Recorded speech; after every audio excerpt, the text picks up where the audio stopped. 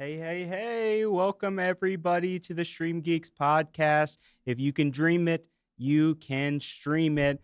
My name is Jon Roberts, and I am here with the lovely StreamGeek Tess. How you doing today? I'm doing so good. Thank you, Jon, as always. Well, it's great to be here, and thank you, Mike, in the back, who's mixing on the ones and twos in vMix. I appreciate you being here.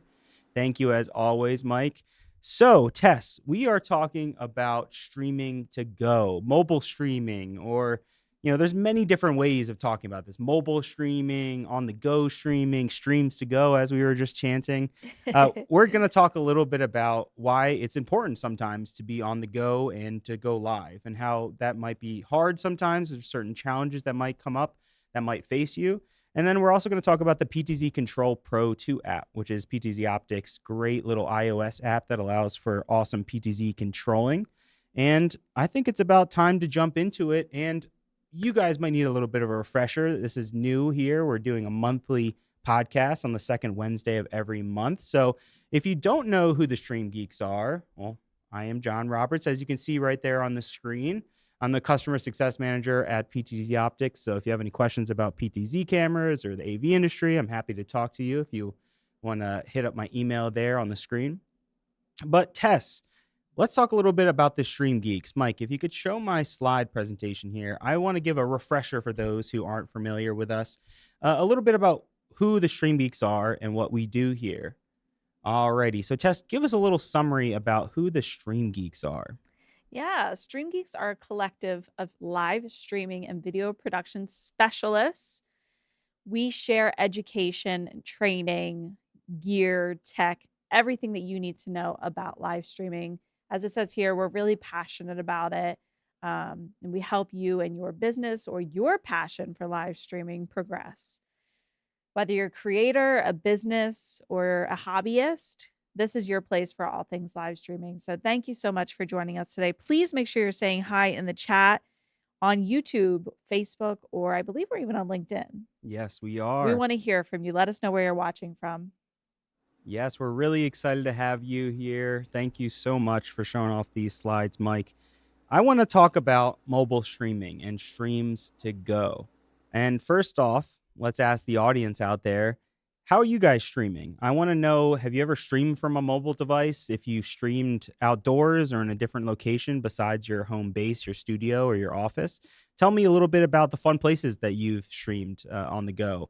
If there's a cool location or if you use some really cool setup or workflow, we'd love to hear it and would love to learn more about how you're streaming on the go. Alrighty, so let's jump back to the slides here, and I want to talk about stream to go. So sing it, Tess. How's it go? Stuck in my head. STREAM. You can take your stream to go. That's right, everybody. So let's talk about why mobile streaming is important. I think there's a lot of reasons why you might want to try it, a lot of reasons maybe why you don't think it's worth your time. And that's something that we'll definitely talk about. There's a lot of challenges that come out of streaming on the go. And first and foremost, your network, obviously, that's going to be something that's always a challenge. It's always hard to kind of balance a public network. So that's extremely important, and we'll talk a little bit about that today.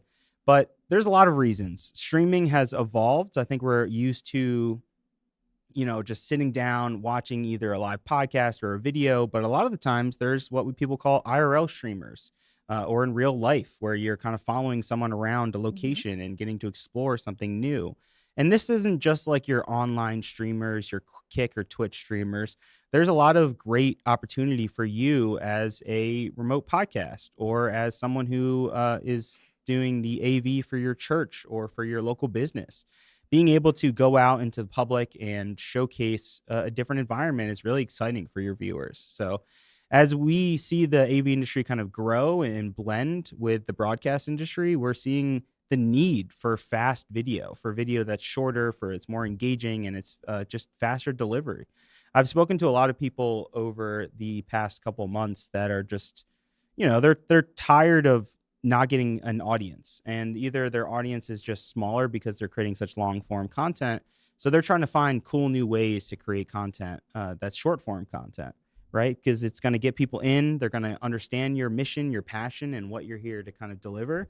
And then they can kind of go. And if they really fall in love with you, your vision, your content that you're producing, then they'll stick around for that longer form content, like the podcast here for StreamGeeks. Tess, tell me a little bit about your experience. I mean, you've been a Stream Geek for what? I don't know, over 5 years now. Tell me about your mobile streaming experience. I've actually done a lot of mobile streaming, mostly being the talent, but I've also worn the backpack, if you know what that means. You've got to face a lot of challenges with mobile streaming, but one of them is internet connectivity. Yeah, absolutely. So I'm sure we'll talk about that during this stream, Mhm. but there's different mobile hotspot devices that you can use to get internet connectivity while you're streaming mobile. But I remember one of the first mobile streams we did was years ago from the Westchester office when we worked in Westchester. We had a Sony Action Cam, the little white camera Yep. that we would use, and Mike would wear it on his shoulder. And we would go out into town and live stream. I remember we interviewed a state senator, walking and interviewed people around the streets of Westchester. It was really fun, really cool, and different. It was nice to kind of get out of the studio and yeah, and that's what's fun about mobile streaming is getting off of your seat and out there into the world, and it's very unpredictable. Yes. Which is So exciting. it's exciting. Yeah. That can have some challenges, but it's exciting too. Yeah, absolutely. And we'll have some more setups coming in the future. We'll do a little bit of demo. You know, we're kind of locked in our studio here, but in the future, we'll do a more complete mobile stream, maybe, and experiment with that a little bit in the future. So we're excited about that. Tess, could we get a poll going by any chance? I'm curious if people have ever streamed using just a phone. I did get that poll going, and believe it or not, you'll be surprised, 75% of people have never used a phone to stream. Interesting. And I know our audience is full of streamers, so maybe they've gone straight to that higher end production.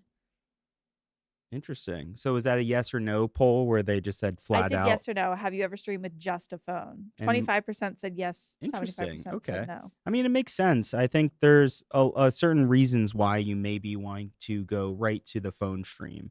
And it's probably something maybe a little bit shorter. You want to like get the message out really quickly to people, and you want to let them know about something coming up, an event coming up. You know, Mhm. I think it's something that we have to do more for Stream Geeks and PTZ Optics is create more, on the go streams. Like we go to a trade show, why not start a stream? We and used to stream from the trade shows. yeah, I let's mean, see.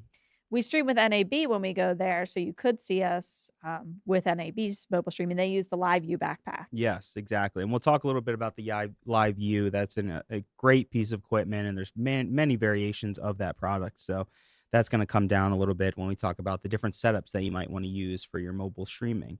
So I think of certain locations that you want to go to. Obviously, it's the world is your oyster, and it's kind of dependent on your network that you're using. You know, like you're kind of limited based on what you have availability in terms of your upload speed. But there's a lot of use cases to use this, right? There's a lot of reasons why you want to go on the go. But I was thinking about this kind of like holistically, thinking about the future of mobile streaming, and I think it's bright, right? When you look at the future, there's a lot coming out. So if we could look at the slides here, I want to talk a little bit about what's next for mobile streaming before we kind of go into a little bit of demos and talking about the world a little bit more deeper. So obviously, we're going to see more AI-powered cameras in general. Auto tracking, object tracking. If you look at the PTZ Optics Move 4K, you're going to see great advanced auto tracking. You're going to be able to kind of individually select your presenter with presenter lock and have them be followed even if there's someone in the foreground or background of your video. So that's not going to stop. There's plenty of brands that do that, and that's going to continue to kind of grow and grow. You're going to see more cameras offer the ability to have wireless. Logitech's Mevo is a really popular wireless camera solution, and you're going to see more coming on the market in the future and adapters that allow that. And then, of course, you're going to see the evolution of just Wi-Fi and internet in general. So you'll have Wi-Fi 7 coming on certain devices, especially mobile devices. You'll get a lot of advancements on the Wi-Fi chips there. You're also obviously going to get 5G at certain locations, so you're going to get better internet connectivity in certain cities that offer 5G.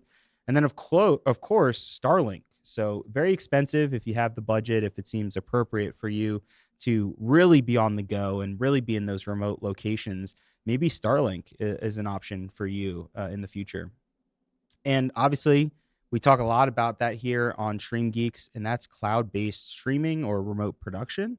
That's going to continue to grow. There's going to be more people that are going to be completely remote And that's going to require them to be completely remotely controlling these solutions. So it's going to add a lot more flexibility in terms of being able to produce these streams remotely. You don't need to have a producer right there in front of the production or the computer. You can do it remotely in the future. So looking forward to that. And Hive Studio with PTZ Optics is a really exciting future with remote production.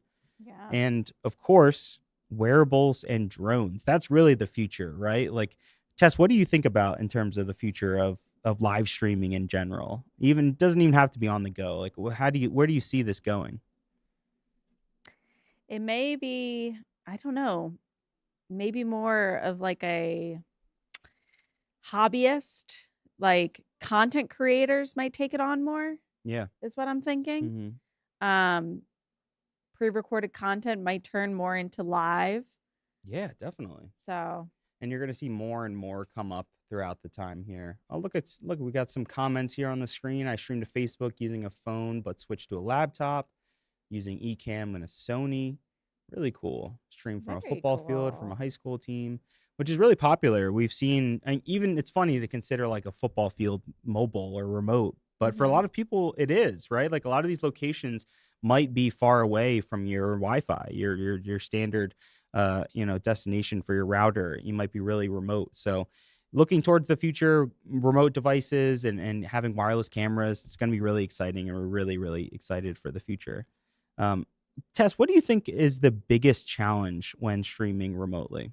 I know you mentioned Wi-Fi and I think internet connectivity is probably the biggest challenge. And also something in my experience that has been a challenge is managing the chat. So with live streaming, one of the huge benefits you have is instant access to your audience, and you can communicate with them live like we are here with our lovely chat. Thank you, Michael, for cueing that. It's hard to interact with your audience when you're on the move. Yeah. So that's a challenge, certainly. Yeah, it's very difficult. And you're going to run into things like battery life, like how long your camera is going to run for. Is your iPhone charged, or is your Android ready to go for a really long stream? A lot of things that people don't think about is like background noise. Things come up that you just will not. Especially in a trade show. Especially in a trade show. There's a lot of things that'll come up that you're just not really thinking of, because why would you? They're outside environments that are going to interrupt and mess with your overall production. So those things are going to happen. That's kind of the magic and the joy of mobile streaming or stream on the go. So let's talk a little bit about some of your options, and in terms to workflows and setups. I put in 3 kind of really simple. There's a lot of different ways that you could stream. Obviously, we've talked about this in the past, but I wanted to break it down into kind of 3 different ways: a basic, an intermediate, and an advanced option.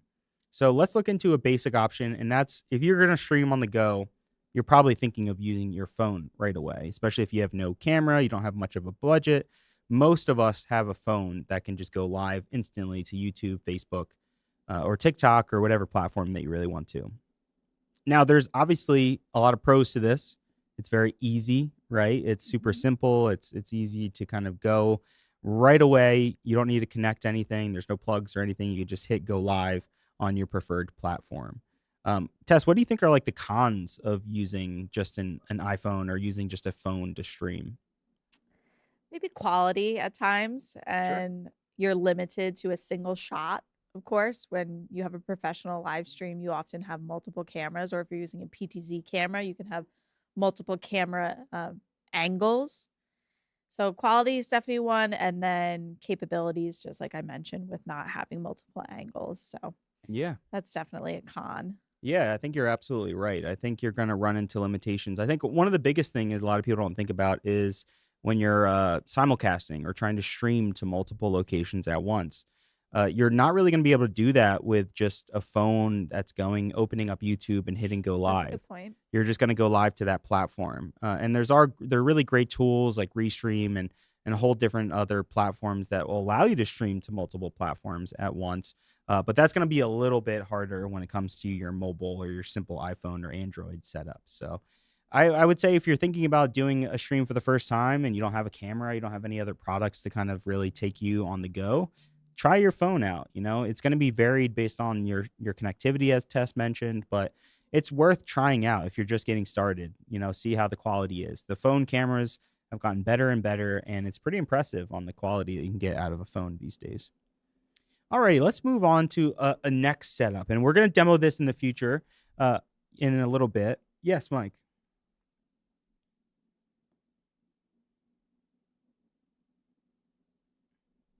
What's he saying? All right, Mike is sending me a link here. We're going to pull it up here. All right, let's see what Mike's sending me here. Okay, so let's look at this here. All right, I pulled it up on my screen.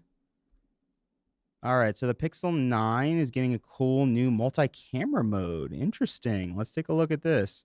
So Google is rolling out a cool new feature for its Pixel devices that makes it incredibly easy to elevate your live streams with multiple camera angles. So this is something you were actually just mentioning, Tess, of being kind of limited to one camera angle on a phone. So this is really cool. It's a multicam streaming feature is rolling out on the Pixel 9 series in March of this year. That's really, really exciting. Yeah, it'll connect to the Pixel phone or GoPro over Bluetooth and Wi-Fi. And here's kind of an example of it. We're getting live streaming here. Oh, this is really cool. This will be really cool to see in the future. This reminds me of the Mevo cameras. So I used to work for Livestream. Livestream has these Mevo cameras is what they had originally.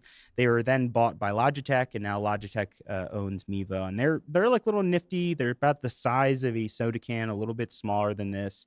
And they're cool little devices. They have a bunch of different models now, some that come with lenses built in, some that you can even add and attach your own lens to. Is really, really cool. So that's an option too, especially for the intermediate. But something that people don't think about is the ability to just go live directly on your camera. And not many cameras offer that ability. You know, it's pretty limited on the market of what cameras you can just actually stream from directly. So I wanted to shout out a PTZ Optics camera. So if you look at the desk here, we have a PTZ camera as well. It's a little bit out of shot here, but it's right down here, I promise. There you go, Mike. Thanks so much. And you can see not only a PTZ Optics Move 4K camera, that's our 12X model, and then I also have our fixed frame camera, which is the Studio 4K. So that's removing the panning and tilting out of the PTZ camera. But with a PTZ camera, and as you can see here on these slides, it's going to give you not only higher quality than what you're used to on your mobile device, and you're also going to have the ability to have a lot more camera angles. And what that's going to do is allow you to have what feels like over 200 different kinds of cameras. So if you look at the screen here, I can show you a couple different models depending on what you need for your solution. So if you're looking for 1080, there's 12x, 20x, and 30x options for zooming with the Move SE. Or if you need the 4K, 60 FPS, the crispy quality, the best that PTZ Optics offers currently is the Move 4K. So these are great options. And like I said, over 250 different preset angles that you can do. And you can go live directly from the camera. Not only that, you can go live directly from your mobile device using the PTZ Optics Control Pro 2 app. So we're going to talk a little bit about that and the value of being able to stream from one camera and how you can make it look like more than one camera, right? Absolutely. So have you guys, Tess, in the past, like you and Paul, ever just like gone live with one camera? It sounds crazy now because we're in the studio surrounded by like 15 different cameras. There's 20 cameras, like so many. We haven't. We usually recommend using at least 2 cameras. This way you never see one camera moving while the other one. Yeah. So you can always have one camera panning and tilting or moving between presets while the other camera is live. So you don't see that action because they're robotic cameras. It's not as cinematic as a cameraman, if you will. So yeah, definitely recommend using 2 cameras. But that would be an interesting thing to try.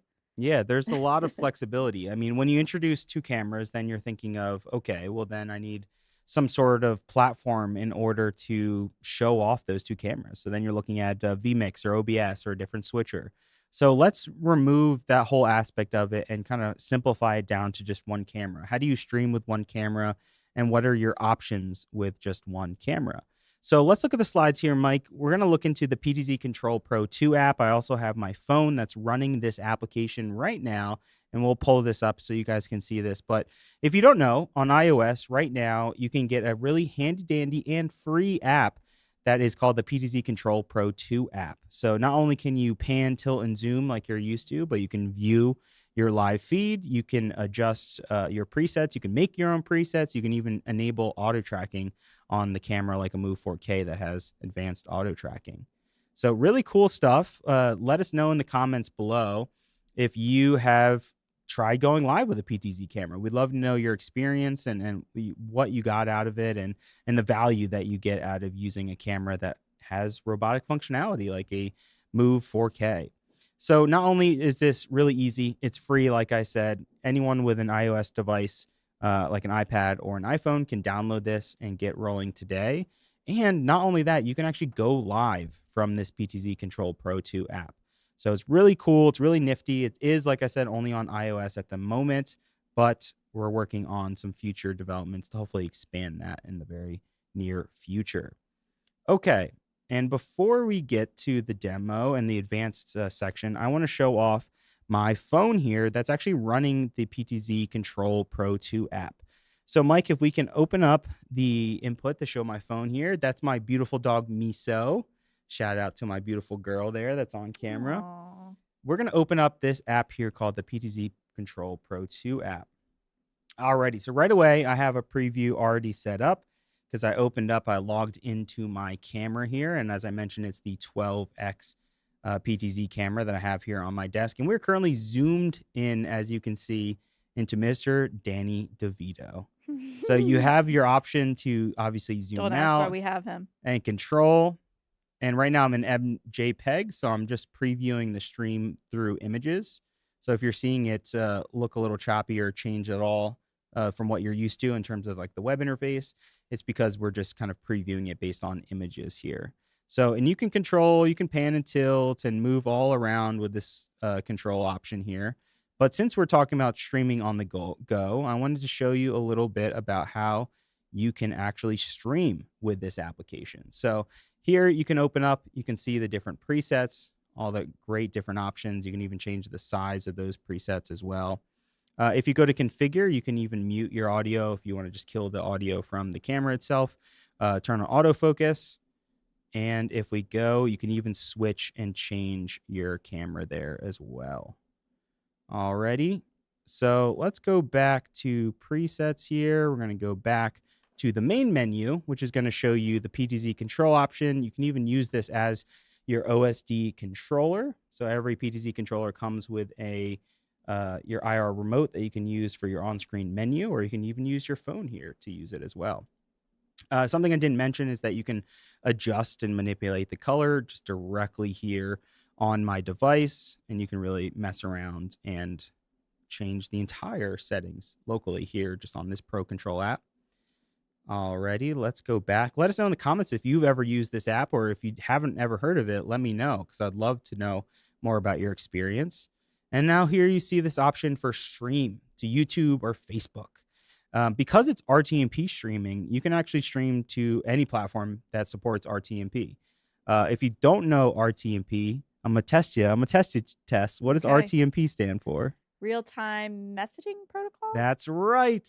Ding, Great ding, job. Ding, ding, ding. I get to keep my job today. Trivia goes to Tess. Great job. So if you don't know what RTMP is, Tess just explained it. It's real-time messaging protocol, and that's going to send a video feed to your preferred platform. So if you don't know where to find this, I would first search, first of all, identify your platform. Are you going to YouTube? Are you streaming to Facebook? Are you streaming to Twitch? Figure out the platform that you want to stream to first. Then if you just Google, really simply, RTMP and that platform, it'll easily show you and guide you through that process. It's fairly simple. I can't really show you on each platform because it would be a whole show in itself on where to find your RTMP credentials. But essentially, if you just Google RTMP and your preferred platform, it'll show you a great guide on how to find those credentials. And they're going to be private based on your event. If you're on Facebook, if you're on YouTube, they're all going to be different. So all you would do is simply enter in your RTMP information, your RTMP URL and stream key. You're going to save, and then you're just going to simply hit go live. And from just your phone and one camera connected to the internet, you're able to go live directly. And there's a lot of value in that, like it takes one camera, one cable, if you're using power over Ethernet, to control your whole camera setup on the go. And as Tess mentioned, there's obviously a lot of benefits to using multiple cameras at once, especially if you have PTZ cameras. You're able to kind of switch and maneuver and change those camera angles while you're live. Let's see some of the comments here. Future looks bright. Internet improvement would be great to go where the action is. I put another poll in. Nice. The question is, would you use an iPad app / iPhone to control your PTZ cameras? Okay. 57% says yes, I love mobile control. Okay. Very cool. Gary says, installed permanently mounted PTZ cameras in 3 of our church chapels. They provide a feed on the local area network, RTSP, NDI. Oh, that's great. Is there a way to stream with phone? And we just covered that. Yes, we just covered that with our handy dandy PTZ Control 2 application. So definitely check that out. Now I'd like to switch over to our web interface. So if you don't know, our PTZ Optics cameras, they have a handy dandy web interface that will show you not only your control options, it'll show you how to adjust settings. And let's take a look here. So this is what you'll see when you first log in. You'll use your basic login, or if you have a password, you'll enter that in and you'll get into your basic settings here. Obviously, you're pretty familiar with this at this point with speed, image, and control. But what you might not know, if you drop down the video config drop-down menu here on the side and you go to your streaming settings, you'll see right at the top, again, those RTMP streaming settings that'll pop up right away. So it'll work in the same way that you just saw on your iOS device. You'll enter in your stream URL, you'll enter in your stream key, and this is the one last spot that you'll need to remember. You just want to turn and enable the stream on, and then as soon as you have that information in, you can hit apply, and it'll start streaming and going live to that destination. So just remember, that is the biggest key here on the web interface, is to make sure you are turning on the enable stream button. And that turns your stream on and off, as you can see here. So that's really important. Another cool thing you can see here directly is that this is supporting more than just one stream. So if you want to go live to Facebook and YouTube at the same time, you can do that. Now, remember, this is going to, again, affect your upload speed. It's going to put on your bandwidth and really start to draw from that bandwidth. So if you're already struggling to bring in a camera or a couple cameras over the network, as soon as you go live, you're going to be pulling up on your upload speed and you're going to be draining your network even more. So definitely think about that. Do your network tests. Go to testmynet. I think it's testmynet. I forget now at this point. Now. Google it. Testmy.net. Here, I'll find it. Testmynet. Testmynet. It's testmy.net. That's what it is. Thank you. So you can go to testmy.net here. I'll show you here. Get rid of this ugly ad. And you can run a quick speed test, either if it's download or combined, and you want to focus on the upload if you're kind of in a different location that you're not used to. So it's a great little site that I use. It's really, really simple and really fast and easy to use. Alrighty, so that's pretty simple. You want to make sure that, again, you hit apply after in order to kind of set the stream up and to go live. Now, let's see, if you're using vMix, or OBS, you can obviously go live to multiple platforms at once that way. But some people don't have that option, or they're using a more simple setup. Or you can even use, with the iOS app, as I showed, you can send your video feed either from the web UI or the iOS app and send it right to an application or a website like Restream. And then you can bounce that stream off to a whole nother new location and send it to multiple locations all at once. So it's a really great way to be able to get your stream out there and in the public view. That's the most important thing, is getting your stream out there so that people can see that people are watching and getting the best out of your content. Alrighty, let's go back to my slides here. We can close out of the web UI as we hit on the Pro Control app. I want to talk a little bit about an advanced option, Tess. So what do you think about, you mentioned backpack earlier. Tell me about the backpack. What is the backpack? Yes, well, we are proud partners with LiveView, which is a cellular bonding device that pairs different hotspots or Wi-Fi and combines them together, different cellular modems or Wi-Fi, and bonds them together so that no matter where you are, it's pulling from those feeds to supply you with internet connectivity during your stream. So you wear it on your back, you plug it directly into your cameras, or via HDMI, and I think they have SDI as well on the device. Yeah, a bunch of different models. Bunch of different options, and you go live. So it's a really cool device. Definitely more for the professional level streams, bigger budgets, even though they do have the Live View Solo, which comes in around $1,000, something like that. If you're a content creator just looking for an affordable option. So it's a really cool unit for sure. Yeah, it's really, really interesting because you can basically integrate it with any camera. So if you want to bring in like a cinema quality camera, if you want to bring in a camera that's not something that you might be expecting to see on a live stream, you could probably do it with the Live View, and it's going to bring up your quality in a way that you probably not might be expecting. So a lot of these IRL streamers are using Live View backpacks. People like Kai Cenat and iShowSpeed, when they're out in the world and they're doing their IRL streaming, they're definitely wearing a Live View backpack, or they have whole production teams that are just dedicated to kind of running and getting their stream going. So there's a lot, obviously, that comes out of using this kind of platform or this kind of hardware, because you're going to have a lot more options in terms of what you can use in terms of the camera. And you can certainly use a Live View system with a PTZ Optics camera. You can use it with like a DSLR. Yeah, you guys have done it in many different ways and integrated it with even multiple cameras. It's really, really cool to see what you guys have done in the past.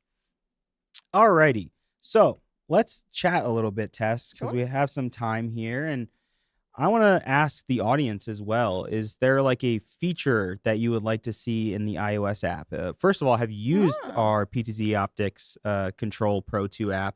I'm very curious about that. Just in general, have you tried it out? Have you been able to use it? And if so, let us know your feedback. And also, is there anything that's missing from the app? We're always listening. We're always taking feedback. So we'd love to know if there's certain things that people want to get out of the app that they don't have already.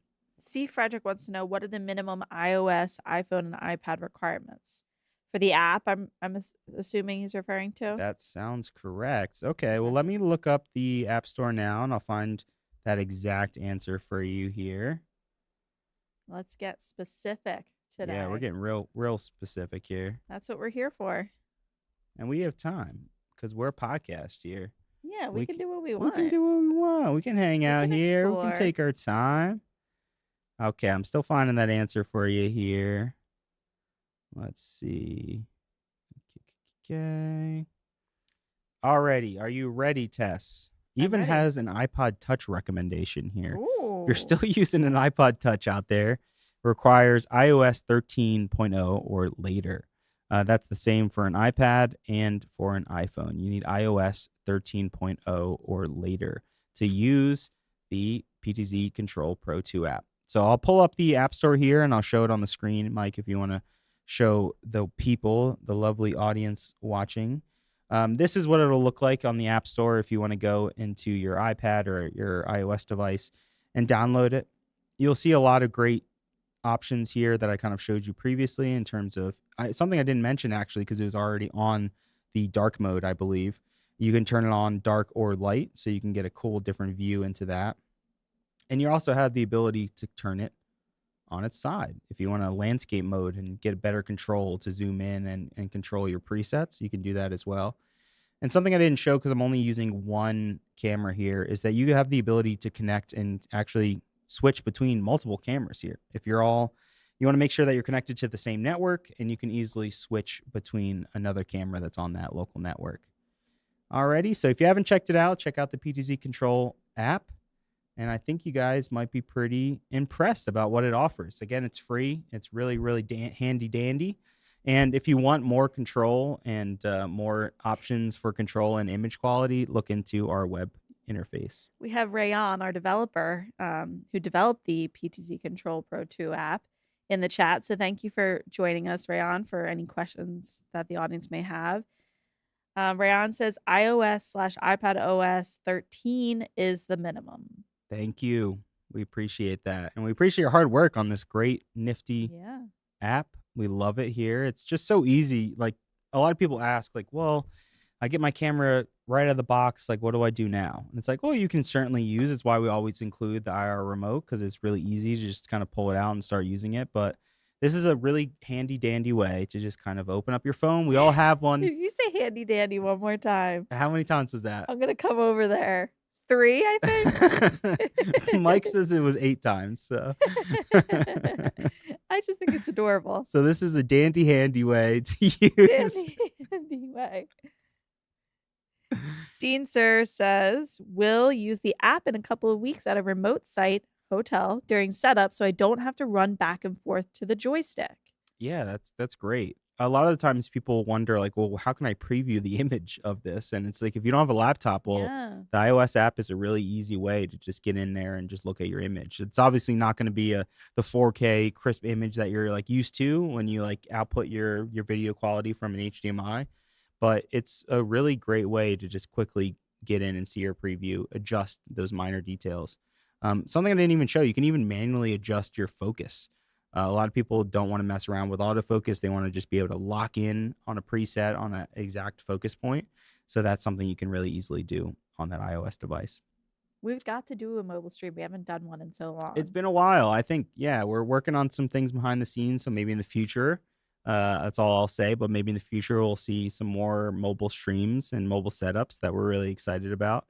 Is there any chatter or any questions that we can also answer in the chat? Gary wants to know if this is available for Android devices. It is not. That is something we're hearing loud and clear, though, and something we want to do in the future. So our team is hard at work on a lot of different things. So stay tuned. We're constantly here to offer free updates in terms of the PTZ optics side of things. Alrighty.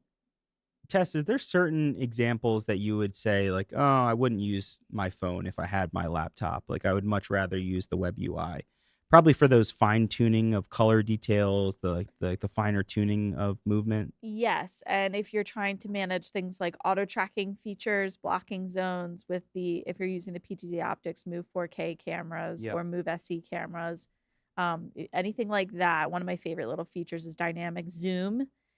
Zooming in while you're panning and tilting is pretty cool. That's available via the web UI. So that's definitely something that you would need your laptop for. That would be beyond what the iOS app is capable of. Yeah, I think automation, you can easily turn it on and off, and that'll remember the last time you adjusted that in your web UI.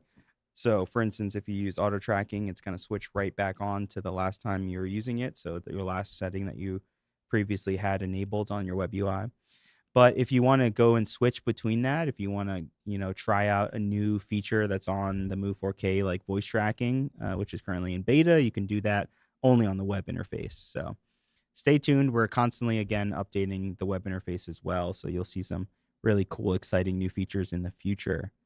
I'm curious. Let's do another poll before we kind of wrap up here, because I'm curious if people would use, let's do this. Would you use an iPhone/iPad to control your PTZ cameras? We know across the board, some have, some haven't. Let's do this though.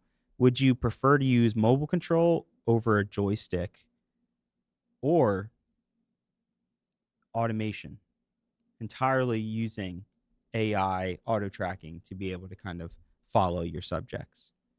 Okay, mobile control over joystick? Yeah, let's do mobile control over joystick. Or automation. Automation. Yeah, let's try that. 3 different options. So what would you use for PTZ control? I'm curious.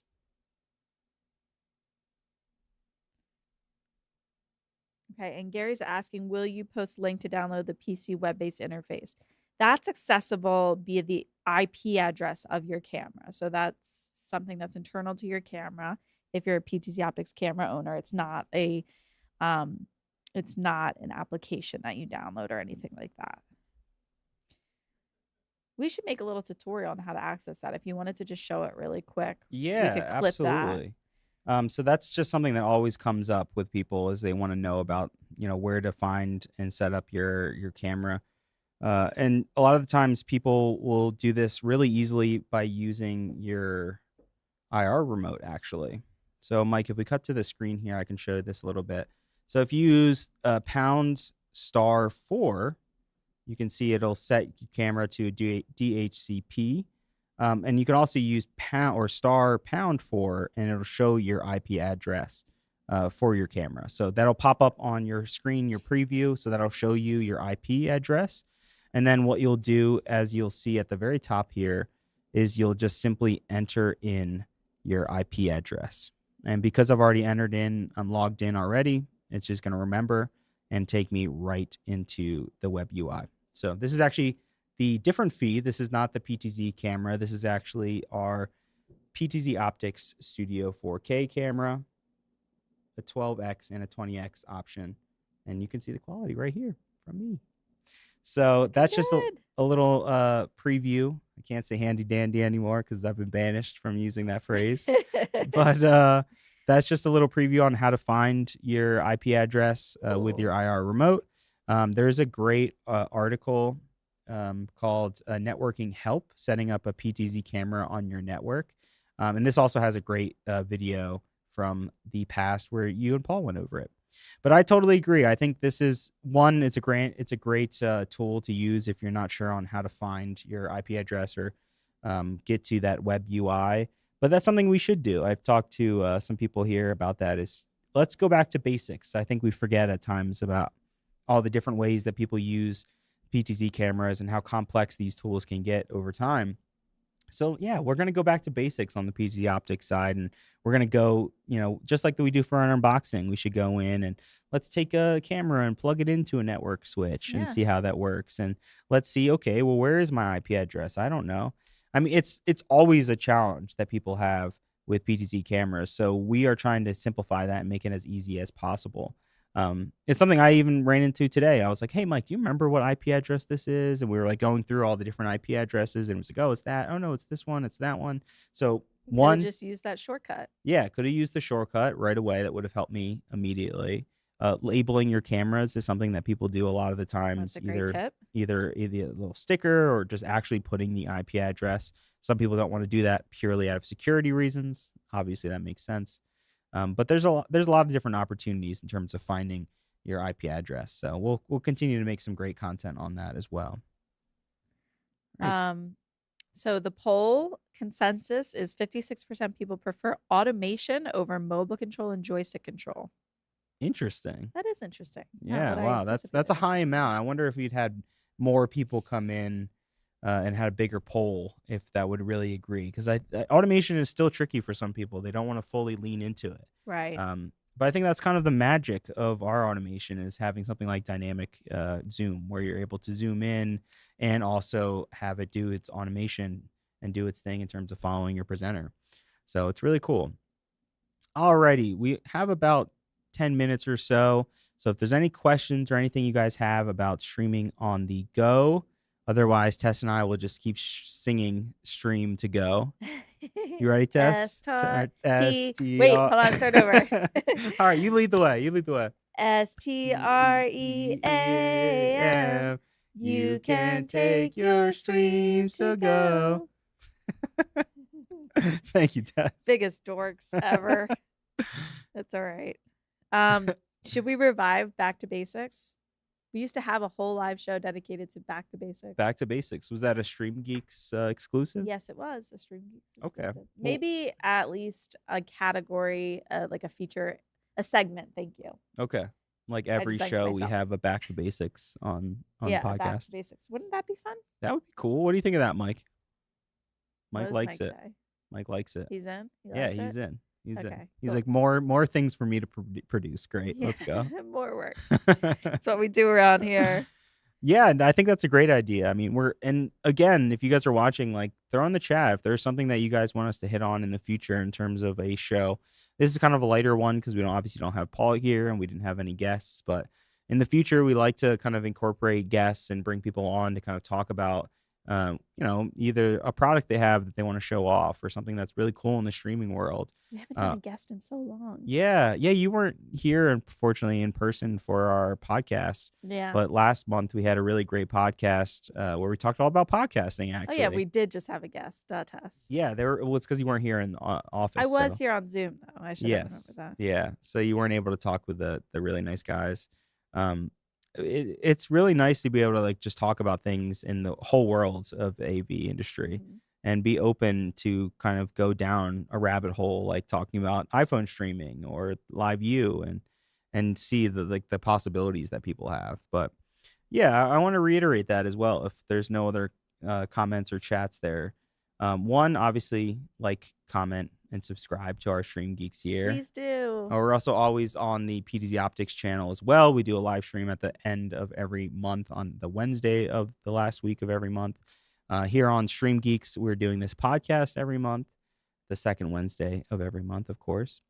And we want to be able to just create content that helps you guys, that enables you guys to get some great tips, to find some new hardware, to try different things that you might not even know about the awesome PTZ Optics gear that we have here in front of us. Part of that is Mr. Paul Richards, and he's not here, so I'll have to showcase the man's work. Paul Richards, if you can show my screen here, Mike, has written so many different kinds of books. Is he in the chat by chance? Yeah, I doubt it. He's busy actually hanging out with his family and enjoying a vacation. So Paul has written a lot of different kinds of books. So if you're curious, you can go to streamgeeks.us, and I even have some right here in front of me.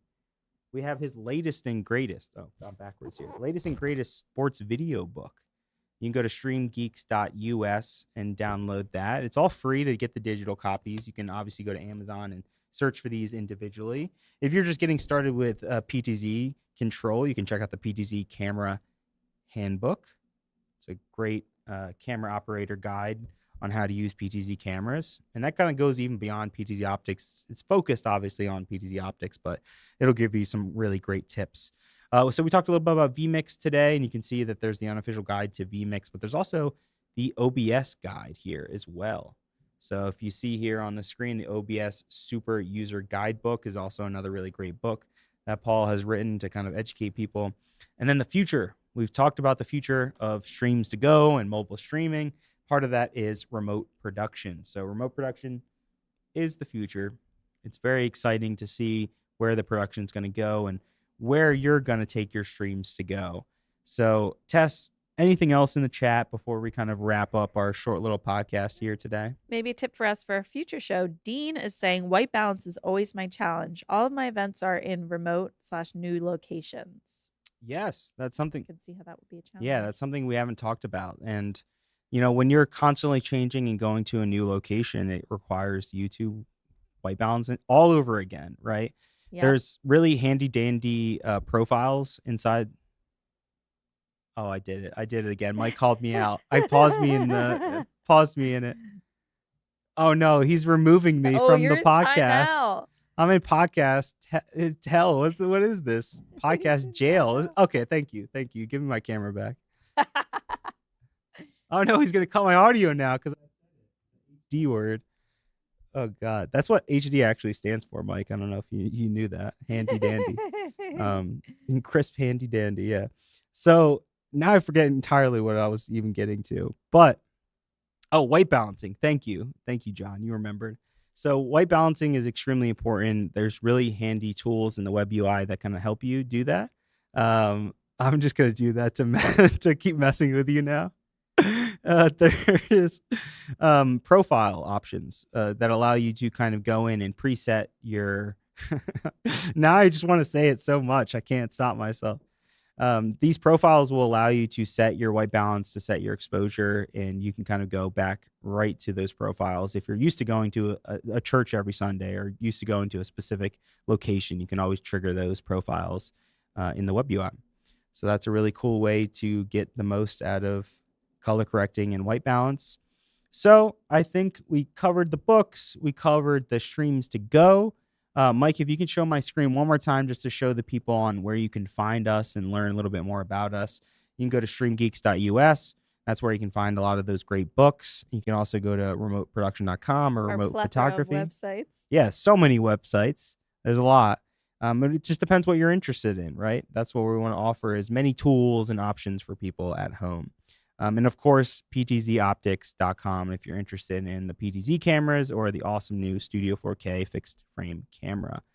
All right, Tess, I feel like if there's no more chats, if there's no more questions that we can answer, I think it's time to remind everybody again to like, subscribe, and comment. And we'll be back here on the second Wednesday of every month. And tune into the PTZ Optics YouTube channel as well for the last Wednesday of every month. And Tess, I think we've got to wrap this up by singing Stream to Go one more time. Take the lead. 1, 2, 1, 2, 3, 4. StreamGeeks. You can take your streams to go. StreamGeeks. You can take your streams to go. Thanks, everybody.